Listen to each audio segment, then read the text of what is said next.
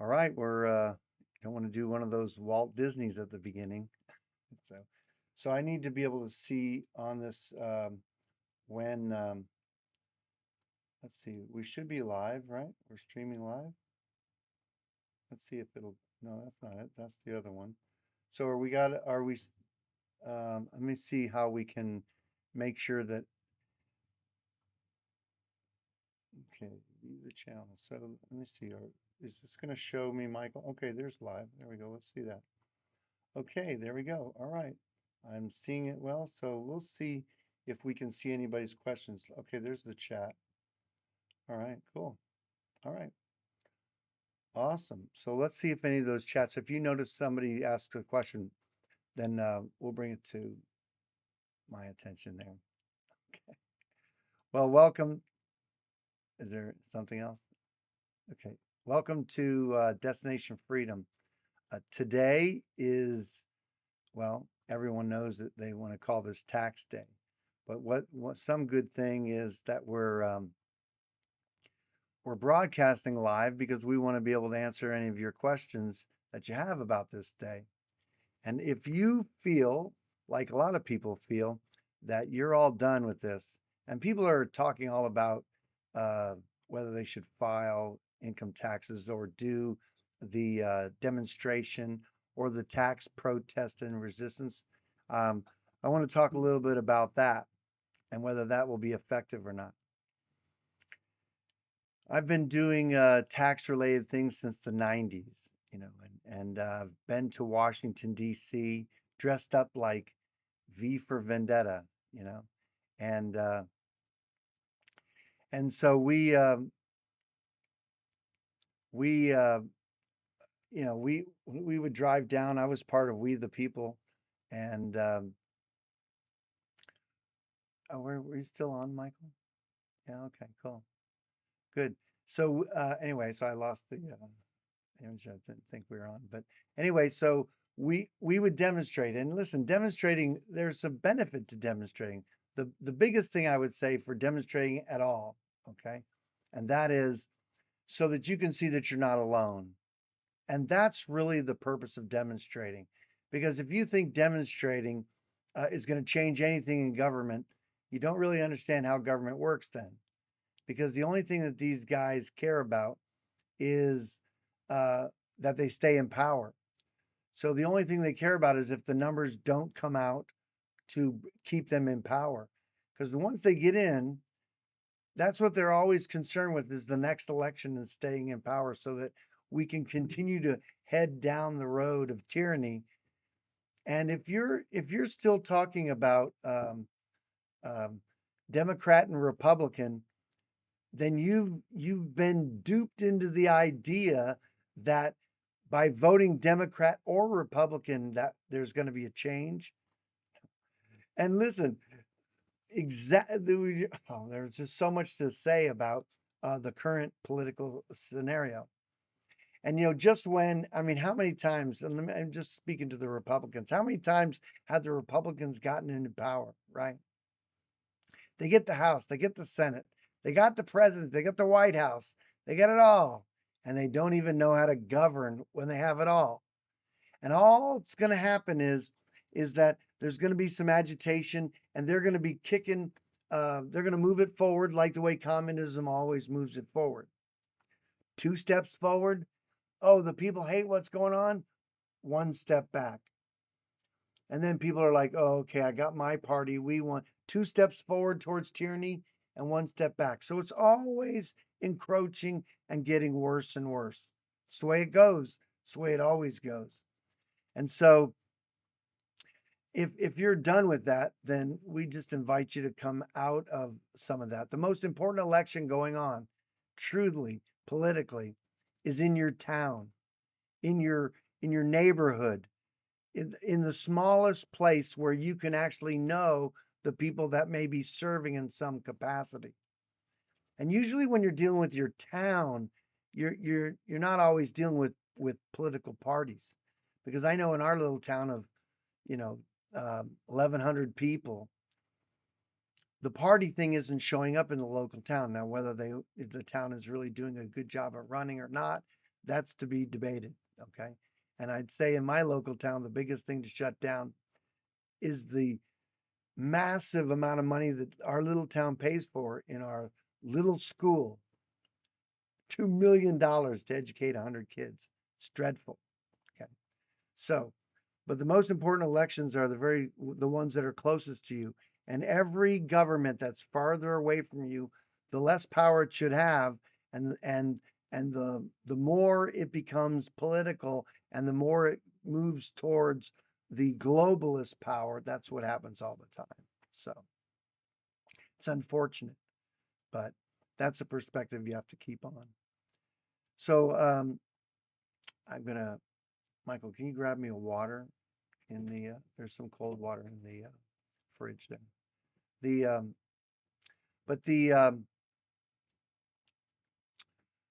yeah, there's probably sparkling water in the other one. So but uh, the interesting thing about this day is, when we're looking at all the social media activity out there about the social media activity about stopping filing and paying income taxes, because that's going to show those people in DC who are not going to reveal any of the corruption, or that no one is going to, be responsible for what's not happening and everything. And and so, hang on one second. So I'm going to turn the TV off, Michael, if it's not. I can't see what's playing. Oh, is that what you're working on? Okay, cool. All right, that's awesome. Then I'll just expect that. That's cool. Anyway, so the I just let me tell you a little bit about, how today is going to go. Okay, then that way you can choose to determine uh, whether you want to be a part of this today.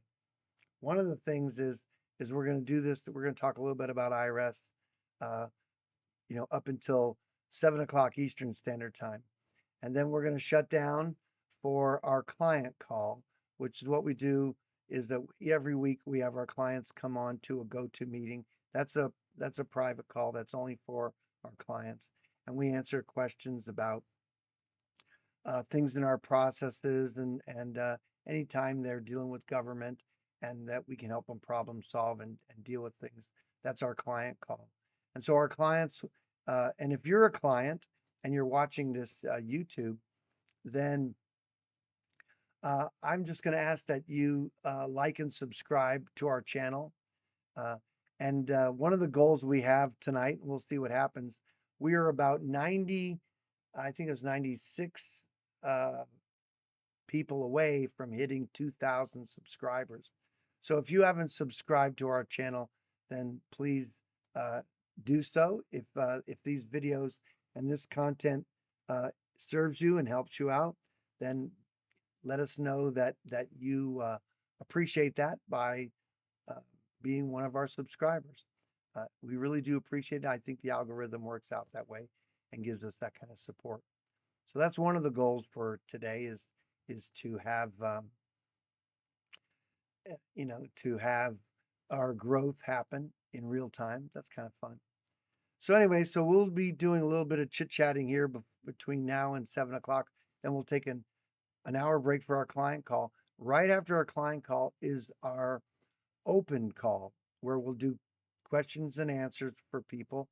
And by the way, if you have questions on our live chat, I'll see if I can. I don't know if I can see a chat come up. And but if you have a question, then mark it in here. I'll keep an eye on it, and I'll answer your question, uh, real time.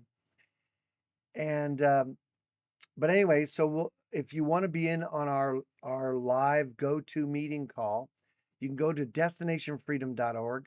This is Wednesday night, 8 o'clock, and you can click on the link. If you just scroll down a little bit on the left, you'll see that link, and then and again, you can participate in the conversation we're having.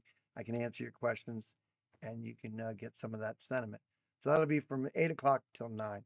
After 9, and again, we'll shut down this live call during those calls. That way we keep things kind of separate, and we can answer all the questions that are there. And we'll come back up after that call, that 8 o'clock call. So it'll be 9 o'clock. If we're done on time, we may take a break, but we'll start at 9. If we're going over and we have some good discussion and all that, then by all means, join us on that call or stand by and we'll go back live on YouTube and we'll talk more about some of the stories that IRS stories that I've experienced. And maybe you can tell me some of your IRS stories and write them into our comments and share them with everyone. So the so anyway, so that's where we are this afternoon, and I guess this is around 2 o'clock or so in California, and uh, and we have some clients in Hawaii, and we're 6 hours out from Hawaii. And these days, on our Telegram, we're seeing more Australian citizens and Canadians and folks from the UK are interested also in eliminating their income tax liability. And so we have an international call that I think we're going to schedule for next Tuesday. I guess that's the 21st, I believe. And so we're going to do an international call where we'll talk about these principles of uh, income tax liability and such as that. We have some theories on that, some um, remedies that you might be able to employ, but it's going to require maybe you doing some look into the creation of your income tax and how that came about. So you can join us. That's an international call, and you could be from any country in the world, and we can talk about the same subject matter. And we're going to build a little community around that. But there's a lot of people that I just described from Canada and Australia that are interested in the subject matter.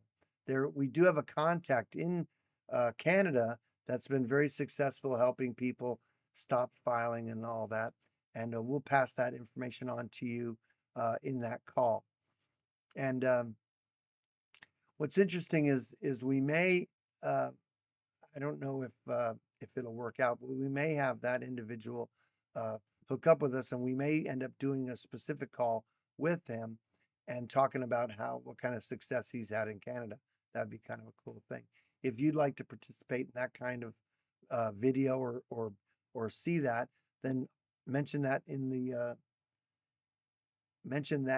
comments below, and of course we'd like to have you be a part of that. Be sure to and subscribe so you'll get those kind of notifications when we're doing videos. So anyway, so that's some of that. I want to talk about the thing that comes up in my Facebook feed all the time. What's Michael? What's the name of that one particular uh, group that's on Facebook? Do you remember what the name of it? So it's like tax. I think of what that was called. Yeah. Okay, there you go. It's called Federal Income Tax Strike. We're taking our nation back. Well, let's talk about that concept of we're taking our nation back. Okay. See, there's so much that you can look into with respect to the propaganda that the federal government's been pumping out since its inception. You know, and uh, and the crazy thing about it is Americans think that America is a country. And I know those terms, we use that term nation. And listen, that there are people, even the founding fathers make reference to this nation, if you will, even though we're a collective of states. It's not new that there are states within a collective. Okay. We know some of those. Europe is a collective. The European Union came around in the 80s. Everybody is clear about the separate distinction between the governments and the countries of the Netherlands, Italy, France, Spain, Germany. We know those. And so we would never say that Europe's a country or a nation. And I'll bet the European Union would love to have that sentiment. like the programmed people in America are about that America is a nation. Okay. It's the actual what we have. If you look at the Articles of Confederation, you can look it up, um, and notice that we have a perpetual union, and this the type of government that is America, if you will, is a confederation of states. It's the small U United States of America. Okay, and so it's a confederation of states. These states are countries. You'd have to understand that they are. All of these states are separate jurisdictions. They have laws that govern them and they don't govern other places. And then there's the federal government, which also is a separate distinction. And there's ways in which the federal government comes into the states. And the Constitution is a limitation on what the federal government can do in the states. And one of the unique things that we have with our work in understanding federal jurisdiction is that we recognize that the Constitution delegates certain power to the federal government by the Constitution in Article 1, Section 8. Article 1, Section 8 discloses delegated power. And one of those powers that's delegated to the federal government is that it has exclusive legislative authority in all cases whatsoever in that 10 square miles, which is Washington, D.C. Article 1, Section 8, Clause 17. And so there's no limitation by the Constitution in their jurisdiction. It's like driving in on a military base. They put signs outside the base door. It says, when you roll into that military base, your vehicle is subject to search and seizure. There's no constitutional protections. They don't have to go by that. When you roll into that base, because you've rolled into federal jurisdiction, certainly the military or the Uniform Code of Military Justice is going to be governing what's going on in that base. Okay. You're handled differently. Same thing when you roll into Washington, D.C., you're handled differently. That's a jurisdictional understanding about it. And this is why I say that federal gun laws are constitutional, but there's limits. And see, this, what I'm telling you here, the feds don't want you to see this distinction because they want you to, you know, put it all together. There are attorneys that even believe federal law trumps state law. That is absolutely wrong. It's not true. Federal law does not trump state law. How do I know that? Murder is a state issue. Okay. If someone gets murdered in a state, the feds don't come in and say, no, our law, we're going to govern this thing, this crime. The state has to invite the federal government in. If you look at Article 1, Section 8, Clause 17, it literally says that the federal government has to get the permission of the legislature to be in the states. And that is what happens every time. I noticed in the Constitution, the Washington State Constitution, on the very front of their Constitution, they make it very clear that the federal government can only be in the state by the permission of the legislature. And that is true. Most of the times, the federal government is in the states because they're offering money. And so the state invites them in. And what comes with that is regulation and control. So that's one of the ways that the federal government is in the states. There's another place that the federal government is outside of Washington, D.C., and that is with its citizen. Okay. And that is the IRS and both the State Department define U.S. citizenship by the 14th Amendment. You just ask them, they'll tell you that's the case. Okay. And that is a citizen that's subject to the jurisdiction thereof. So you can see that when you claim the privilege of being a federal citizen, you're going to be subject to the jurisdiction thereof. When you have firearms as a U.S. citizen, that's not a citizen of one of the states. But if you're claiming yourself to be a U.S. citizen on your tax forms, on on other places, when you're asked the question, "Are you a United States citizen?" You're saying yes. You may be agreeing to being a 14th Amendment citizen. That 14th Amendment citizen federal gun laws bind that 14th Amendment citizen. Where? Everywhere. Even in the tax code, it says that um, that a U.S. citizen or resident alien, that even though they're not in the District of Columbia, they'll be treated as being in the District of Columbia. That's how that citizenship works.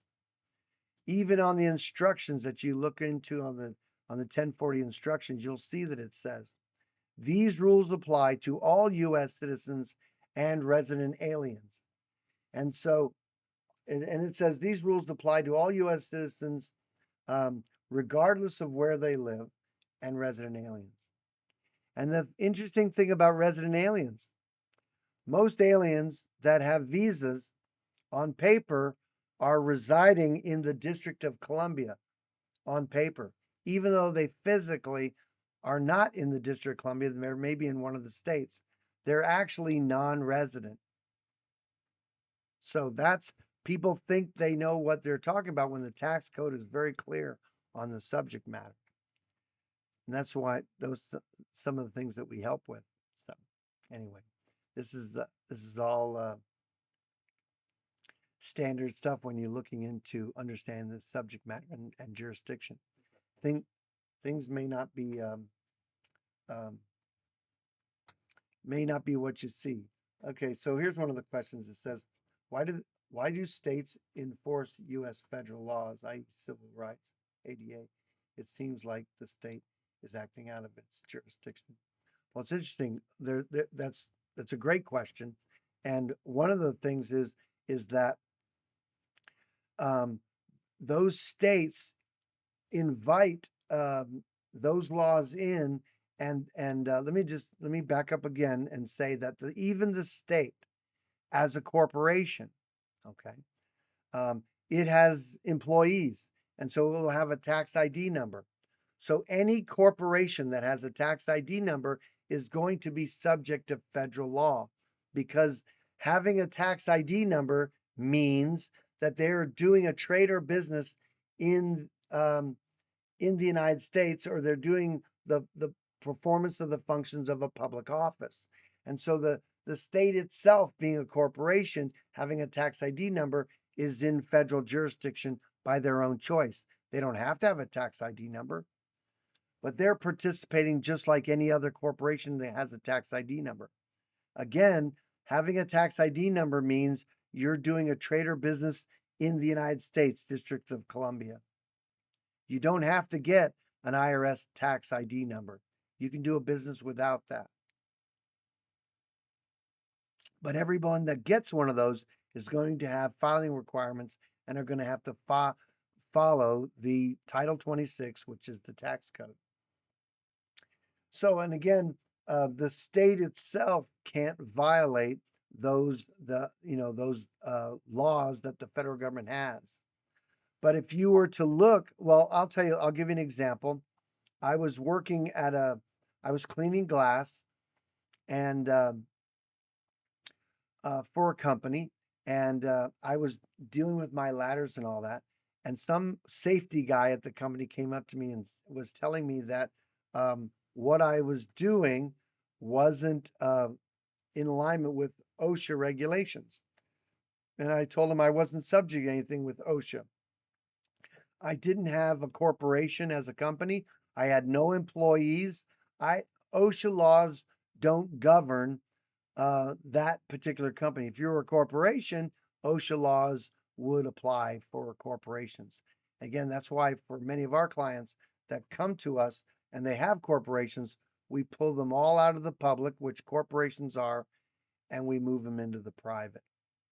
So, so that's one of the reasons is states are in federal jurisdiction by their own choice. Again, they don't have to, but they do, because, and listen, the feds are into that. And listen, there's lots of money that's put out when the federal government wants to invite a state to adopt those federal laws and things like that. Um, and it can change. But the state uh, brings in those and makes themselves subject to those laws by their own choices and their own action. And so that's how that plays out. And the amazing thing is this system works really well because most people don't really understand the jurisdiction between the state and the federal. And really to understand it, you may have to look at the relationship between the state and its creation of the federal government. Okay, that might be part of um, what you look into is reading the founding fathers about how each state is foreign to each other and foreign to themselves. I mean, to the federal government. Another concept that escapes people is the concept of domestic and foreign. Domestic and foreign are always they're always juxtaposed to each other. If you are not a citizen of California, then you are foreign or an alien to California. Domestic is always internal and foreign is always external. Okay. The federal, whatever's in the District of Columbia in federal jurisdiction, that's going to always be, as the tax code says, is domestic. And everything outside of that is foreign. So every state is foreign to the federal government in reality. But what's taught and what's practiced in people's heads is if it's outside of America, it's foreign. That's the way they like to think about it, even though that's not how law reads. And look, you can look up in Title 26, 7701, the terms domestic, foreign, and it'll tell you exactly what it means. As long as you make sure that you understand that the definition of the term United States is also the District of Columbia. And the definition in the tax code for state is also the District of Columbia. If you don't get those words correct in the tax code, you will not understand the tax code, or at least who it applies to. That being said, I invite you to go to Destination Freedom. We have a 6-hour class. You can go to the website and sign up for it, and it'll let you know um, who has an income tax liability. We say what the IRS says. We teach in our classes that who owes the federal income tax? That would be all U.S. citizens, regardless of where they live, and resident aliens. That's what it says. And again, I said earlier, what is a U.S. citizen? A U.S. citizen is a 14th Amendment citizen. And of course, like I said, resident aliens. That's who has an income tax liability. So, unlike other tax guys that are out there talking a lot about this stuff, they believe most people don't have an obligation to file and pay. I'm saying the opposite of that. I'm saying most people have the obligation to file and pay based upon their own testimony, based upon what they believe about themselves. If they believe that they're a 14th Amendment citizen, or I would say a U.S. citizen, and they don't get that term United States right, then they may be claiming that they have an income tax liability, even though the statute or Title 26 says differently. Same thing with the resident alien. It's really quite profound when you take a look at it. And so anyway, that's a common thing out there. And listen, it's not the only. Um, uh, there's a number of people out there that are promoting certain tax remedies and believe that the IRS is that the income tax is unconstitutional. Well, I'm going to tell you that the income tax is absolutely constitutional, and and I'm guessing that people hate the idea that I say that. They many times they'll go to the 16th Amendment, and sometimes even in the government, I think IRS will even say the 16th Amendment allows the government to to receive taxes from whatever source derived. I have to say that David Champion. Uh, he has a video where he talks about excise taxes and direct taxes. That is an excellent um, very short overview of taxation in general. Okay. The Supreme Court has determined that the income tax is an excise tax. So there has to be a privilege that is being offered that tax would be applied to. And the privilege of that is the federal citizen, the 14th Amendment citizen. It literally says in there in the 14th Amendment that it guarantees privileges and immunities. It literally says it in that amendment to the Constitution. Now, of the opinion that the um, I'm of the opinion that the 14th Amendment was never properly ratified because they were imposing that upon the southern states. Okay. The other thing is, I've read the book, The Law That Never Was, by, I'm spacing his name off the top of my head. But anyway, I have a signed copy of his book. That's an excellent read. And he goes and shows you the requirements of how an amendment to the Constitution must be. And that amendment was never properly ratified. But here's the trouble. And this is the principle that I talk about in our class. It doesn't really matter what the law says. Okay. People want to say in America that um, we're a nation of laws. Let me tell you something. A nation of laws is not a good thing, folks. It's a bad thing. In Timothy, in the scriptures, it says laws are for the lawless. Okay. That's the reality. And so my opinion is that all men are above the law.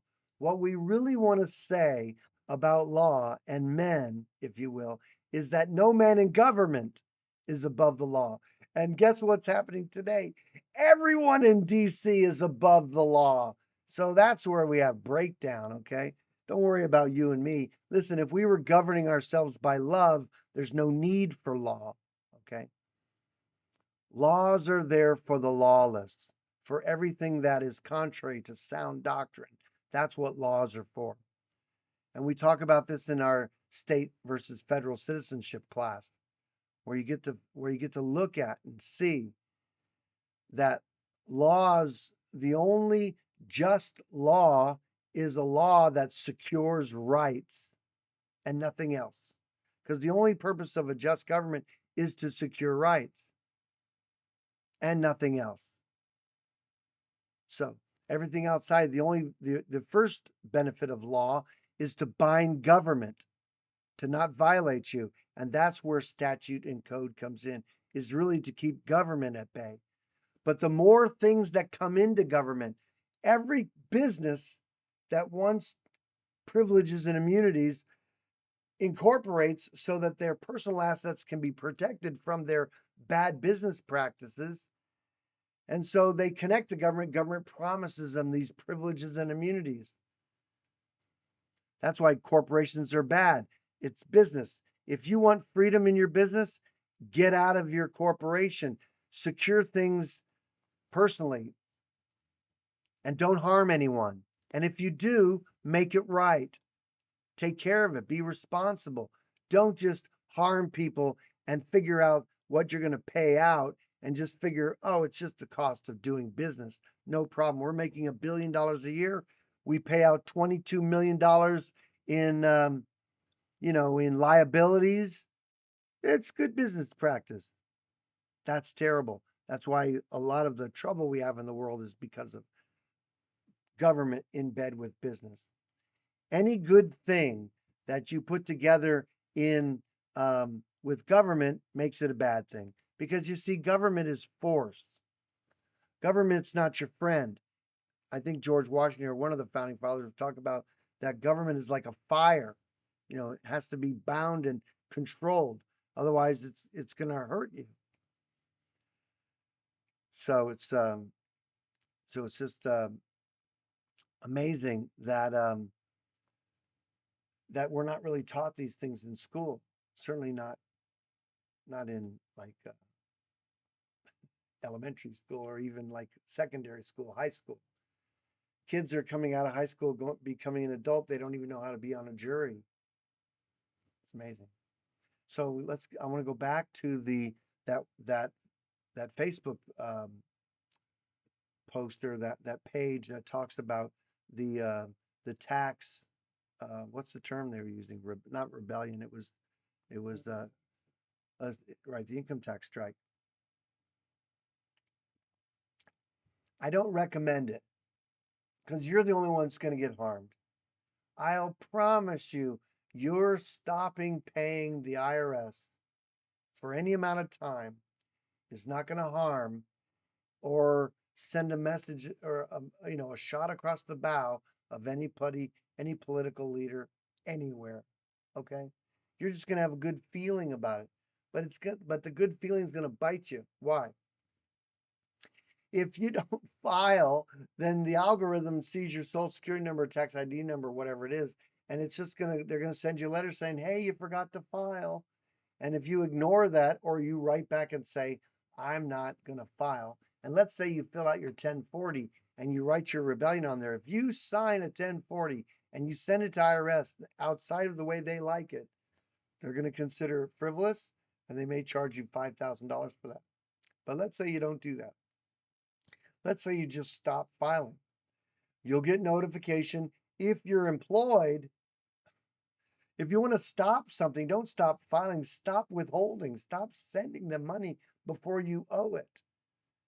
But it'll be very difficult for you to do that because if you work for a corporation, then they're going to withhold because you give them permission with your W-4 form. And the W-4 form is just like the W-9 if you're contracting. You allow the company to disclose or share your private information, and they report to the IRS the amount of money that you've received, and you give them permission for that.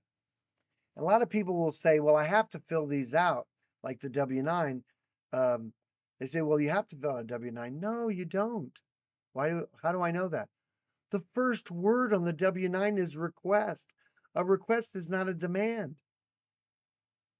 It's just, but we're in the tradition of it, and that's what's binding. So even if the law is not saying that there's an obligation, we practice like it's an obligation. So it doesn't really matter if the law says one thing.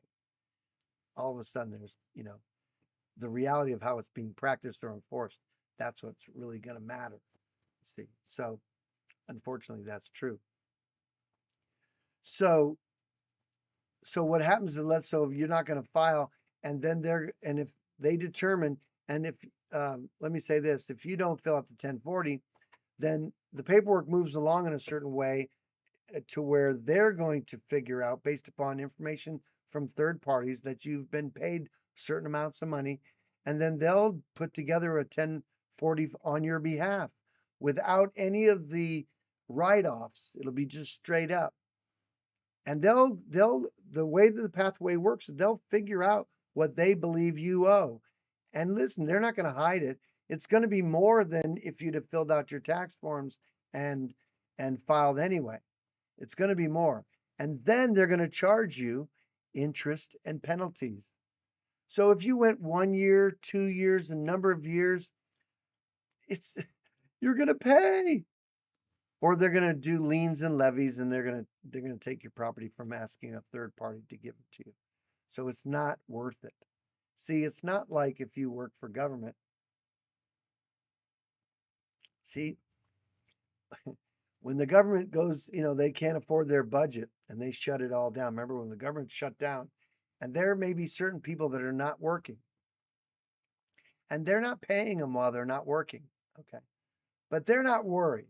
And especially if they prepare in some way to be okay.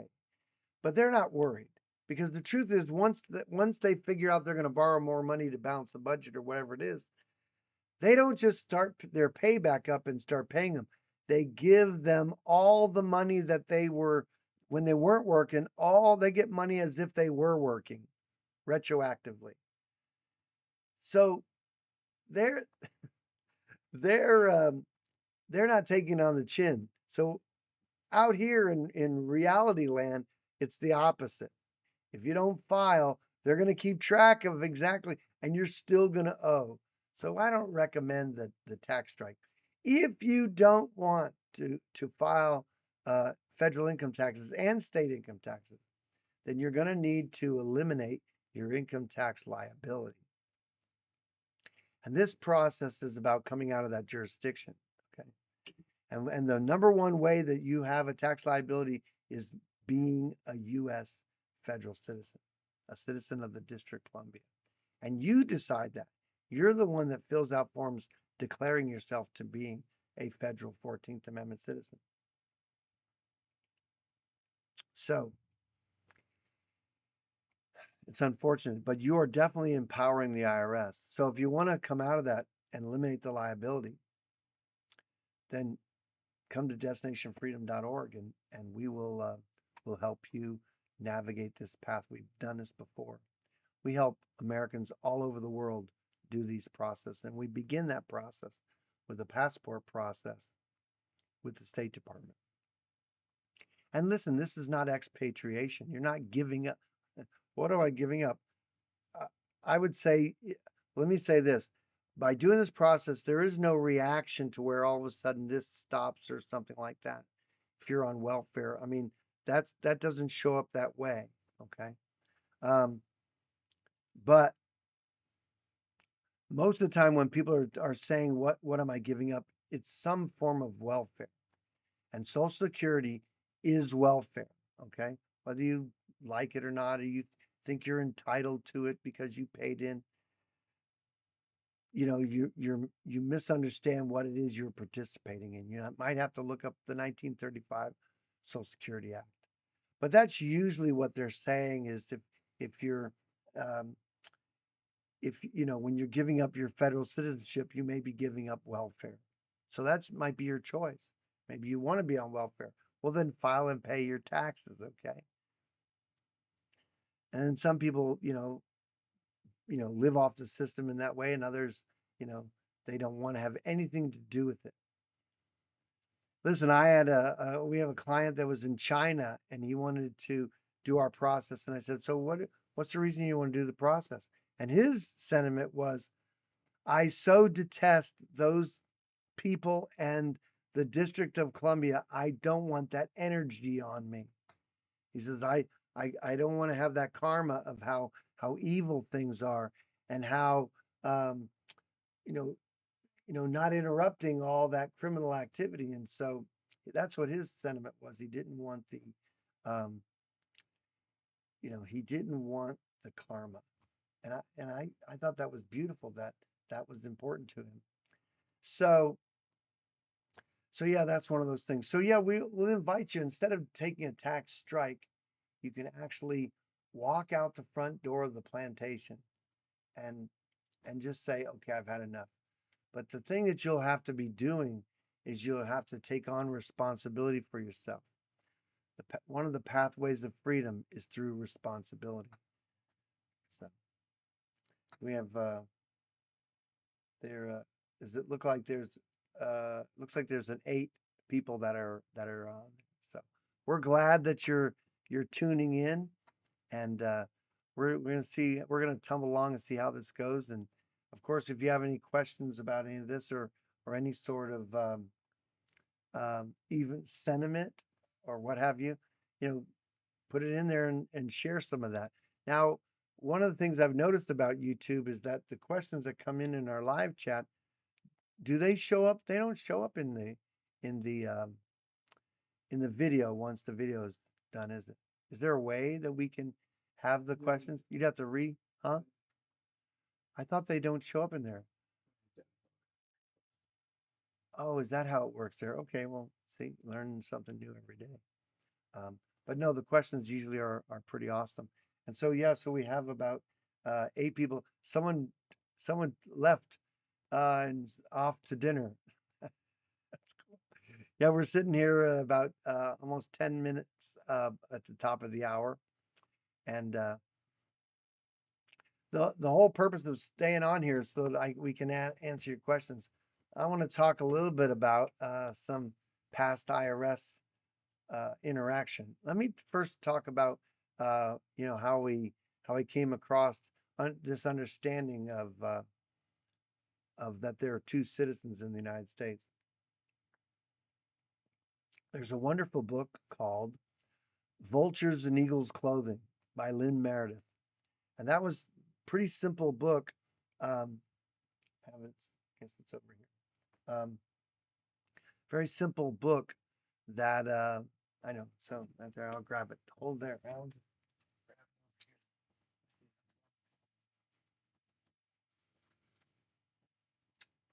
Yeah, it's an awesome book. It looks like this one. You know, um, Vultures and Eagles Clothing. That's when I found out that there are two types of citizens in the United States. That's not common knowledge. And when you're really thinking about it, there's citizens of the Union, and then there's citizens of the states. I mean, I bet the European Union would love that there would be citizens of the European Union. Because listen, Italians are European. They just don't want to claim that, right? So, there are those distinctions. And let me tell you, there's some real distinctions in America. New Yorkers are not the same kind of people that are from California and nor Texas. That's a unique type of people in Texas. And in those southern states, there's some they definitely have different flavors from state to state. These are countries, north and south, east to west. It's all like that. Anyway, so that's where I found out about that there was more than one type of citizen. And it's exciting. We've had this communication with the State Department. We've done thousands of passports over the years. And listen, the State Department is capable of charging people with perjury if they are lying or not being truthful on their passport applications.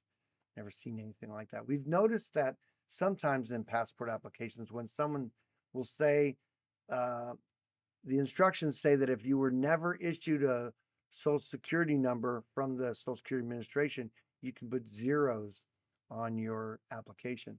And we do that with some of our clients' children that typically don't have social security numbers. That's interesting. But if you're just making up and saying, I don't want to have that, it's not my number, it's theirs, and it's true. It isn't your number, it's theirs. But but the Social Security Administration has issued, then they want that number on there. And if you don't put it on there, and you put zeros, they may charge you with perjury. We've seen them do that. So that's why we do the passport process. Then the follow-up book on especially dealing with IRS is this book is How to Cook a Vulture, which is kind of interesting. And I bet you can find these books online. Anyway, I was going to say this is that book, The Law That Never Was. It's Bill Benson. Yeah. No, I'm sorry, Benson Beckman. I thought it was Bill Benson. Bill Benson, I thought was Bill Benson. There must be another gentleman that worked with him, Beckman. But it's a good read. And I personally believe the 17th Amendment was never properly ratified. That's where senators are chosen in a popular election instead of by the legislatures from the states. The Senate has, we have two senators from every state. The states are represented in the Congress by the Senate. And now they're popularly elected. It's they have the people voting for senators federally.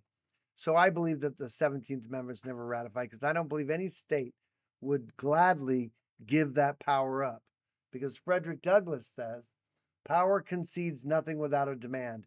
It never did and it never will. Find out what people will submit to, and you'll have found the exact amount of injustice and wrong which will be imposed upon them. And these will continue until they're resisted with either words or blows or with both. The limits of tyrants are prescribed by the endurance in those who they oppress. Maybe I paraphrase some of that, but the idea is that power concedes nothing without a demand.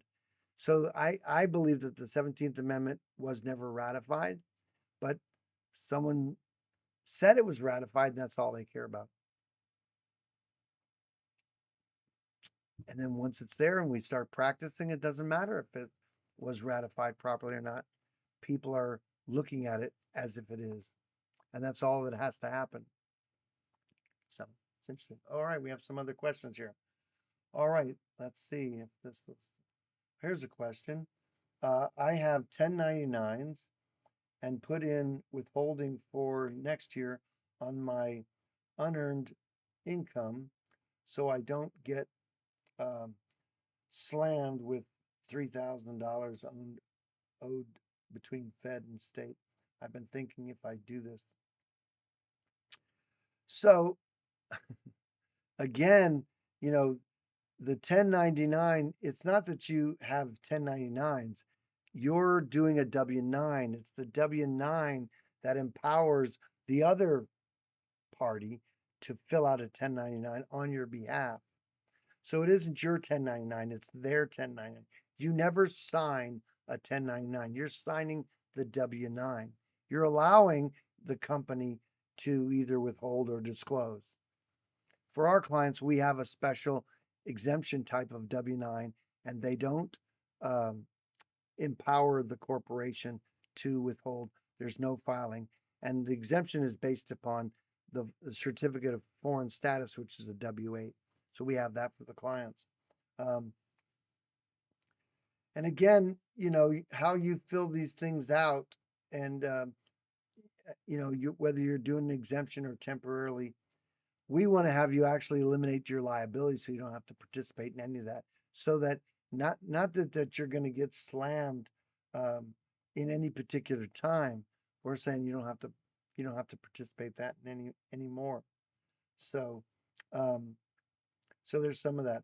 How long? Let's make sure I can read all this. How long should? Let me see if I can't see behind it. How long should? Oh, there we go. How how long after we submit our passport application with explanatory statement should we do the FOIA? Oh, that's a good question. I would say once you get your passport booking card, when you've done that process, then you can do it immediately. Um, it's that because it has to be signed by the Secretary of State, which is Mark Rubio now. If you just get copies of your file, it won't take very long because no one has to sign off. Those won't be certified. You can't use those in court.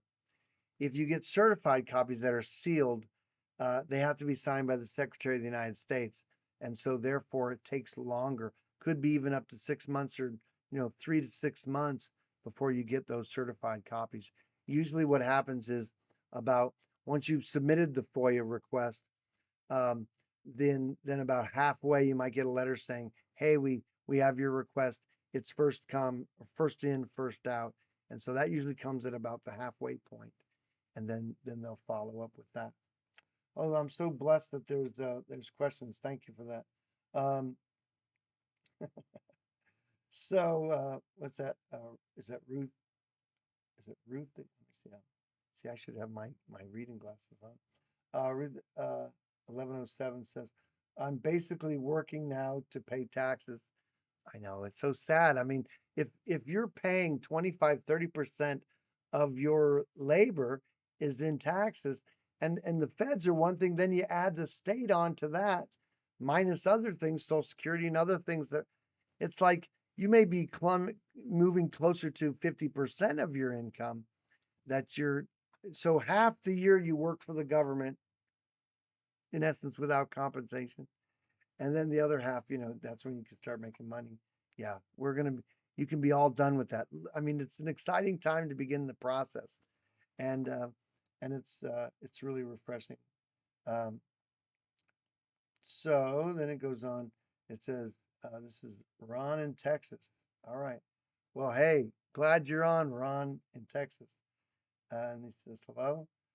Um, then another person, says, "I have a long-term payment agreement with the IRS, so I can pay it. So I can pay it. I guess this type of work wouldn't exempt me from this plus, but yeah. So if you may have been filling out forms improperly, so let's say you were improperly filling out forms and sending information and money to a foreign country that you thought you owed. Let me make up a scenario like as if you visited a foreign country and then all of a sudden you came back and all of a sudden they start sending you a bill every year You'd say, well, wait a minute, how am I being taxed? I'm not a, if it was like Italy, Germany, I'm not German. I don't live in that jurisdiction or in Germany. How are you taxing me? That would be the question you'd be asking because you're not in that location or from that location. See, we clearly would understand that concept. Well, what happens is that people are citizens of the District of Columbia. That's what they're saying about themselves, and that's what's creating the tax liability. You can say that you're a citizen of your state. That's a real thing, you know. Um, so once you see this jurisdiction, it's really quite profound, and then you realize that maybe you don't want the privilege of being a federal citizen, that you want to be responsible for yourself as a state citizen, and a state citizen is based in habitation and domicile. So it's interesting. Let's see here. Person says, uh, I I had to do the passport application again because they never put my explanatory statement with my passport the first time, so I did it again. Understandably, we have probably a half a dozen or handful of clients that were in the same thing where the State Department failed to put the explanatory statement in the record. Sometimes it's the client's issue because they may have mailed back the explanatory statement and they should have mailed it and said you're supposed to keep it. That's come up. And then sometimes they'll have the first page, but they won't have a second page. It many times is a mess. There was one time uh, there was a show called I think it was like 60 Minutes um, that did some sort of report. But I remember seeing that the reporters were going into not the IRS, the passport agency's offices there, and they were looking at all these passport files. They were strewn all over.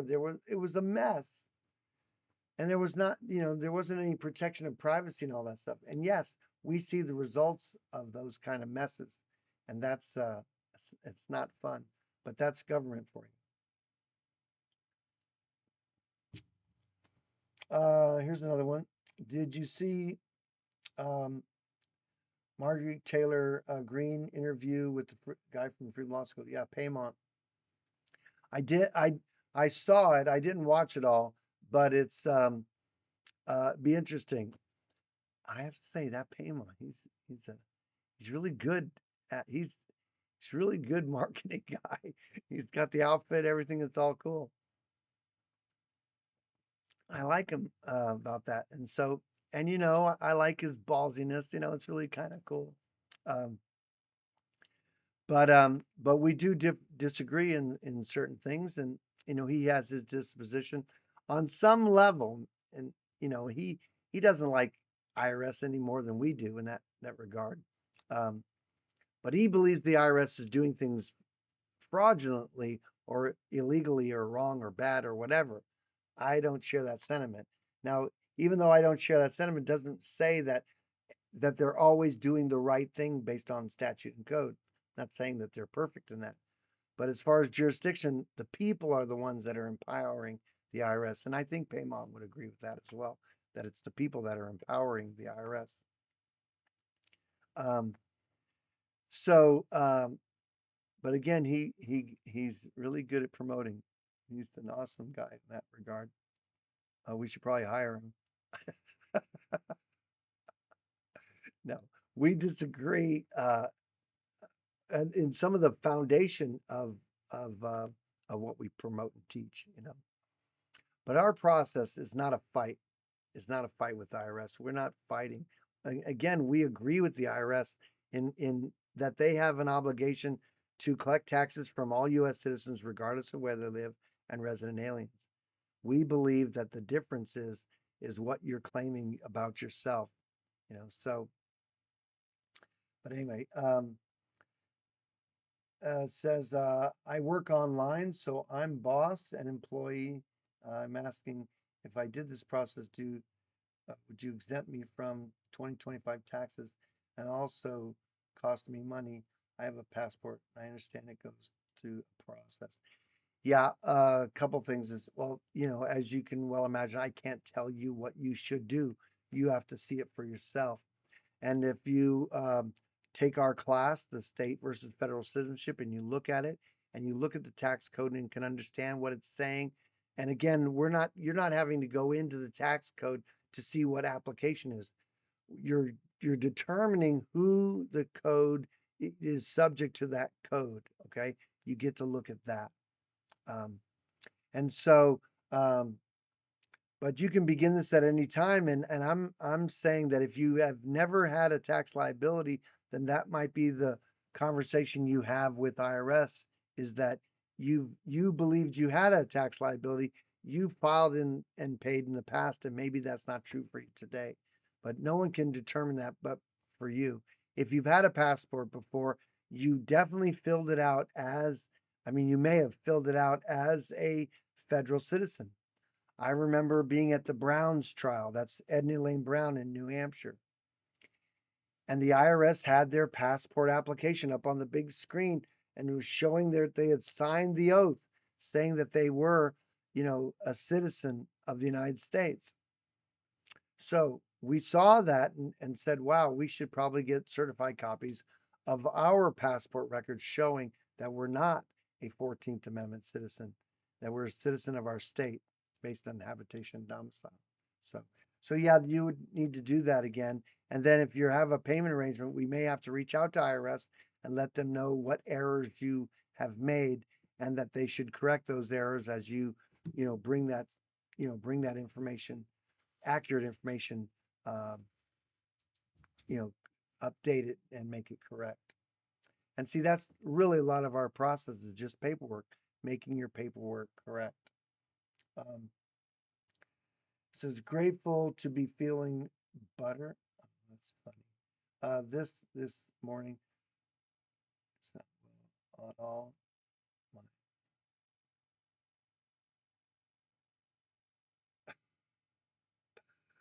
This is a troll. Someone. Well, I'll let you guys read that. It's nothing that there's no question in there for me, but it's some beautiful word art, and so I'm thankful for your participation in that regard. It says, I get that we basically said to be, you know, let me see what it said to be DC citizens. And again, that is the 14th Amendment, citizens subject to the jurisdiction thereof. And again, people will make reference to the word rights when making, like my 14th Amendment rights. There are no 14th Amendment rights. Rights don't show up for it, show up in that amendment. It says privileges and immunities. And it makes reference, there's kind of a phrase in the 14th Amendment that sounds like the Fifth Amendment. And this is an interesting thing when understanding this amendment. Any of the politicians and legislatures all over that adopted the 14th Amendment knew what the Fifth Amendment said about due process and all that. Well, if the first citizens of the United States, the blacks that were slaves, were, if they really considered them people, then they would just recognize that they were citizens of their states, and that um, they already had protections with the Fifth Amendment. But the federal citizen that's subject to the jurisdiction thereof doesn't have the protections in the Constitution. The citizens of the states do. Because remember, the citizens that are subject to the jurisdiction thereof, they are subject to, as it says in Article 1, Section 8, Clause 17, that the exclusive legislative authority in all cases whatsoever. So that's what gives the Constitution gives them the authority to tax and regulate their citizens. So um, says I'm saying that I'd likely pay you because I'm not sure if I could do this myself. Yeah, that's all well and good. We're delighted to help in any way we can. Just reach out to us on destinationfreedom.org and let us know that you want to move things forward, and we'll be glad to assist you in setting up something, so that you can move out of that jurisdiction and do stuff on your own and be responsible and be able to keep 100% of your hard labor. Someone says, hopefully your video with Jeff Berwick brings you more clients. Oh, that's very nice. Yeah, that's a new video we did just a bit ago. Um, and it's always a pleasure to talk to Jeff. Um, he's done a lot of this internal work and how he deals with his mindset about, um, being able to address some of the very negative things in the world with a good attitude, and then to be able to be responsible for himself in many categories. Um, and Jeff's a big fan of our work, and we're thankful for that. And so we partner up in this regard, and so we're delighted to have you be a part of that benefit. Yeah, the Dollar Vigilante community is lovely. And if you ever get a chance to in February of next year want to come down and hang out at an Acapulco, whether it's in Puerto Vallarta um, or down in Acapulco, it's just lovely to be in Mexico at that time of year when it's so cold in New Hampshire. All right, let's see. Oh, that's cool. Yep, it's great. Let's see. So what is it? Person says heard about through Monerotopia. Oh yeah, that was cool. Yeah, the Monerotopia. Well, that's good to know. That's someone from Monerotopia, Michael.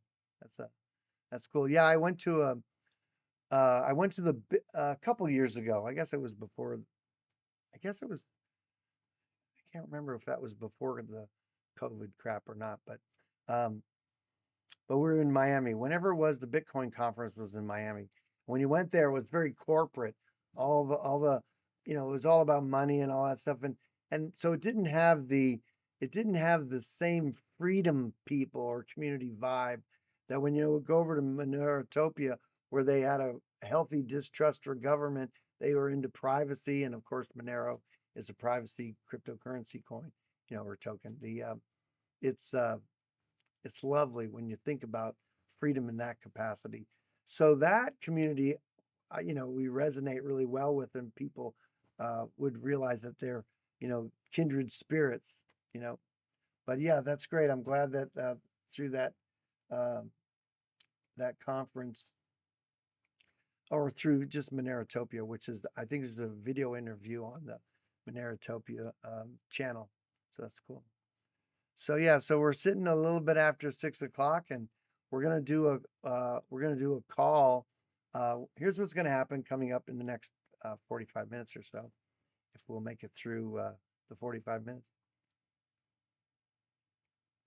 When I have a client call, and so we'll drop off live, and I'll do the client call, and then what we'll do is after the client call, we're gonna move right into our um, we'll move into our open or our public call, if you will. Anyone can sign into that. So if you want to find out where that is, that's at 8 o'clock Eastern Standard Time. You want to go to the destinationfreedom.org website and and scroll down a little bit on the left. There will be a link to that call. You just come in.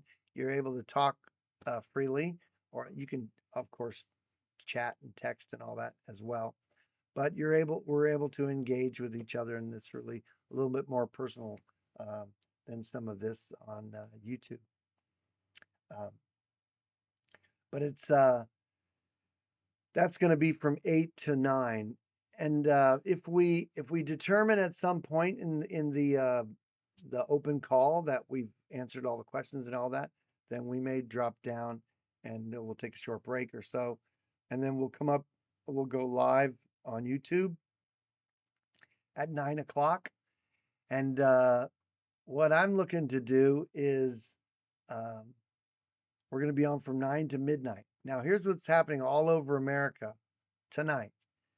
Many post offices are open all the way to midnight. I think in many states, probably in many jurisdictions, typically when there's a lot of people. And the post office, so they can postmark your app, your 1040 form, so that you can get it in under the wire.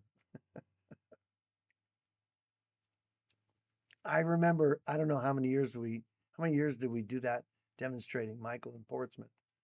Maybe like 4 or 5 years or more, or I don't know. It was like every year on April 15th, there'd be a demonstration of some sort. And so, and what would happen is, um, I was the state coordinator for We the People. That was Bob Schultz organization. It was givemeliberty.org. But anyway, I was this New Hampshire state coordinator. And so we'd have the literature from the organization and all that there. But I would go down to downtown Portsmouth. That's Portsmouth, New Hampshire. And down on, I guess it's Daniel Street, I think there. And there's a federal building. And up on like the third or fourth floor is the IRS. And then right next or connected to the federal building, there's the post office is right there in Portsmouth.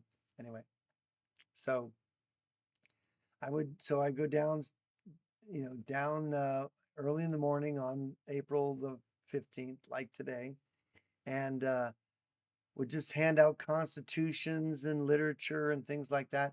And sometimes we would have signs, um, and do, I don't know if we have any of those pictures. I don't think we don't have any way of uploading those pictures there. But anyway, you can do Google searches for my name and taxes and New Hampshire and all that stuff, and those pictures are all out there.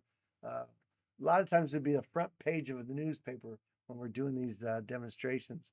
But anyway, we'd have signs saying, you know, you don't have to file or pay, or no answers, no taxes. I think um, that's what the sentiment was with We the People. No answers, no taxes, because they had a redress of grievances.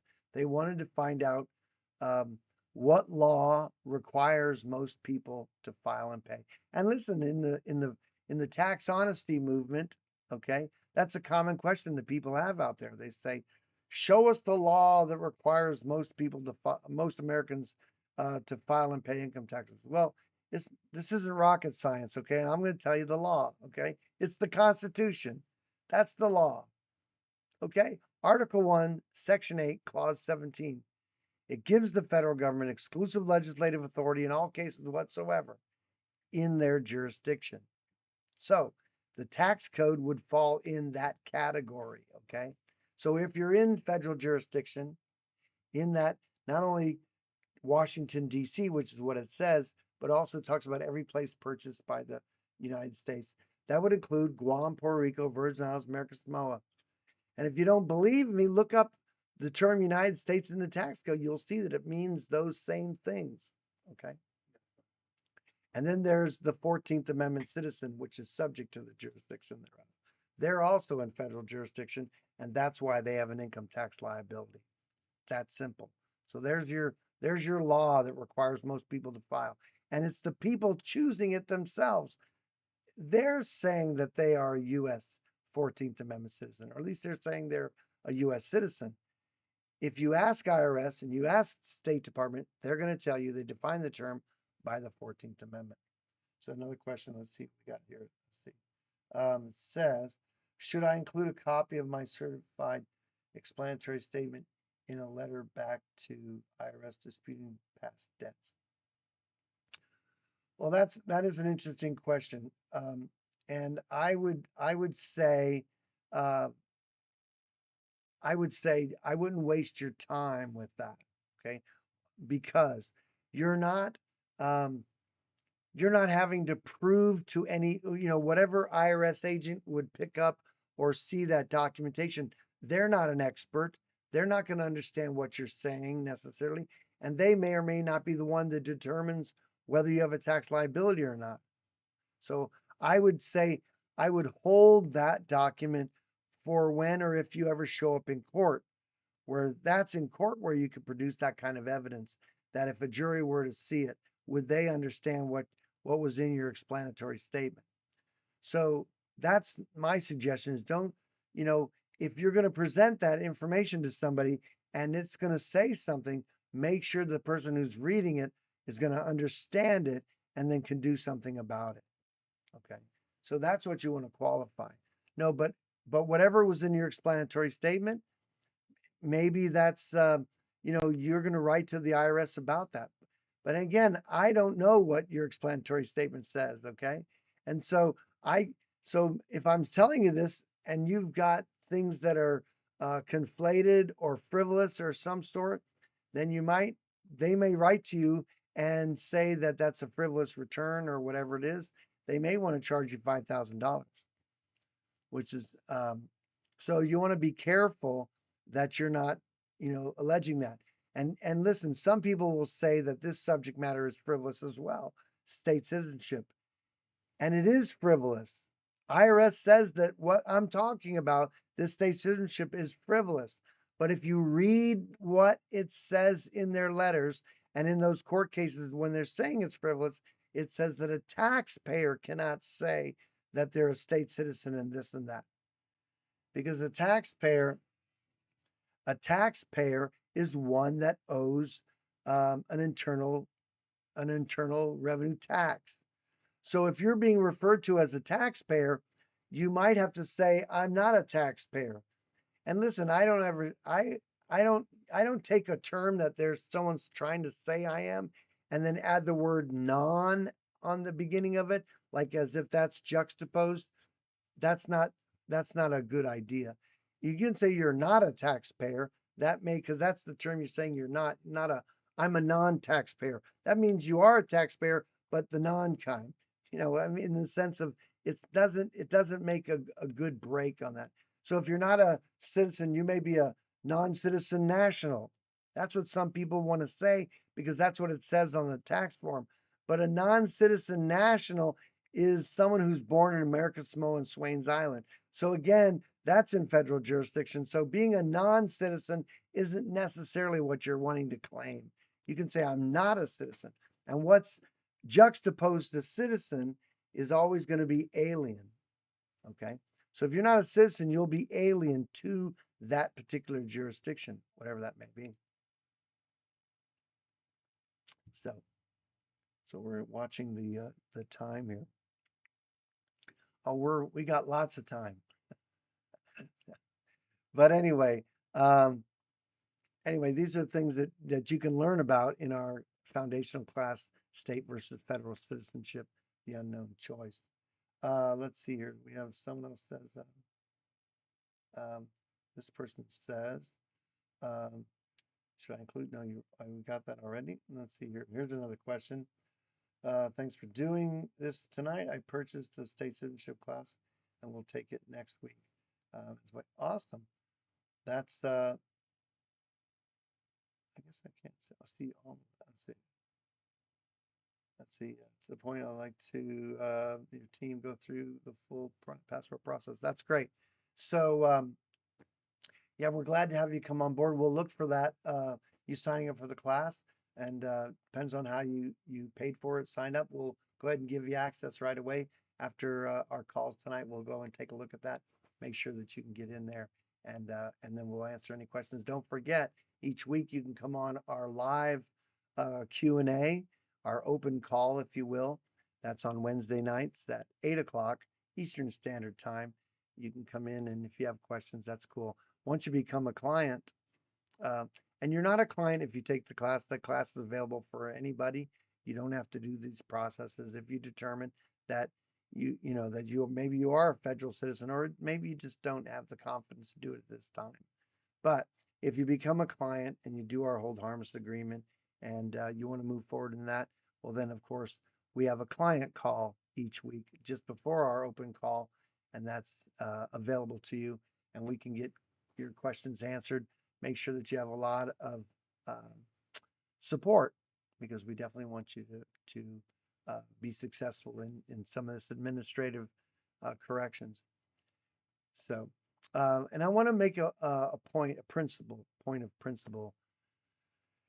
because people think that, oh, geez, I have to understand the whole tax code in order for me to understand what I'm doing here. And it's just not true. When you're dealing with jurisdiction, you're really going to be determining who or what or where you are, some of these broad strokes when you're looking at that. Um, so I want to encourage you that if you're going to study something really at the beginning, is that you want to understand the principles of liberty and freedom. So where would you learn about principles of liberty and freedom? For many Christians and all, that might be in the scripture, is to understand your relationship with the divine, where you understand um, where freedom comes from, and it doesn't come from government. And that rights that come from God are natural rights. You're born with them. That's not civil rights. Civil rights may be called rights, but they're really privileges. Okay. And so that's not what you're not looking for statutory things. The Constitution doesn't give you anything. The Constitution is just a, a document that if those who swear to uphold it, they would have your back or they would make sure that your rights are not going to be violated. Okay. And so we don't have constitutional rights. We only have natural rights. They may be constitutionally protected rights, but again, it's not constitutional rights. There's no such thing. So, someone says on here, if I'm looking to exempt myself 2025, still, would you recommend filing an extension today? And I there's no way for me to answer that question. If you're looking for tax advice, I would call I would call your accountant or your certified public accountant. He's going to give you tax advice. I don't have any tax advice. See, what I'm I don't want to help you navigate within the tax code. I want to determine if you're subject to it. Those answers are going to be much easier. Only you can determine whether or how you're going to come out of that jurisdiction. Okay, you're asking me how to govern yourself within that jurisdiction. See, so that's why I really can't answer the question. Um, so once again, that's up to you to navigate. And listen, we have clients that do, one way or another way. Sometimes people will pay and then they'll come out elegantly when they're not paying in and they're closing this down and they're moving on. Some people say, nope, I'm not paying. I never owed it and all that. So it's not for anyone to determine what's best for you. You really have to see it for yourself. You have to know what's the pathway you're going to go. And here's something that's important to know. It's more important for you to know, listen carefully what I'm going to say here. It's more important for you to know who has an income tax liability than that you understand that you don't. Because we don't believe that, nobody, should be paying taxes and all that stuff. People agree to things and it creates tax liabilities for them. Okay. And you'll have more peace in your heart when you're not saying this is an unjust tax, even though it's being applied where people are not happy about it. Okay. But the idea is that people are the ones that are empowering this through either fear or ignorance and such as that. Or they like the privileges of being, having the welfare, or that they want the tax write-offs, or they want to function in that, or they don't have the courage to say, like, okay, I'm done. So people are in all sorts of different places with that.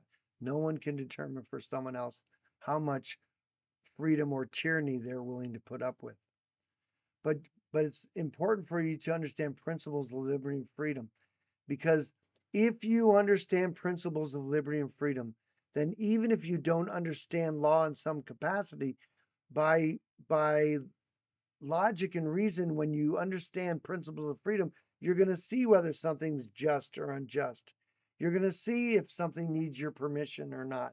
Those are going to be principled things that you're going to understand, and it's going to help you navigate the space much better. So that's uh, that's an important thing. Um, Looks like we have a small, lovely group here tonight, and we're coming down the pike here. Um, so I wonder if we should take a bit of a break before we get into our next call. That'd probably be a cool thing here. So here's what we'll do. Yeah, I think we're gonna do that. We're gonna wrap up. We're here at the bottom of the hour. We have a half an hour before our next call. So what we're gonna do is, and so you all can join us on the 8 o'clock call. Just go to destinationfreedom.org and there's a link on there. You can join us on the live call on GoToMeeting, and we'll pick up where we left off here. Okay. And if you're not able to do that, or you know, you want to do something else, after that call, we'll come back on here and see what other questions that people may have, and we'll see if we can make it to midnight. I feel like this is like the, you know, we're doing a telethon here, you know. So, but this is, you know, maybe this is going to be the last time that you do taxes. Maybe this is the year that you're going to say, I'm going to keep all of my money, but you're going to have to come out of that jurisdiction, and we have that pathway for you. All right. It's a peaceful process. It's just administrative. Okay. There's no fight. Okay.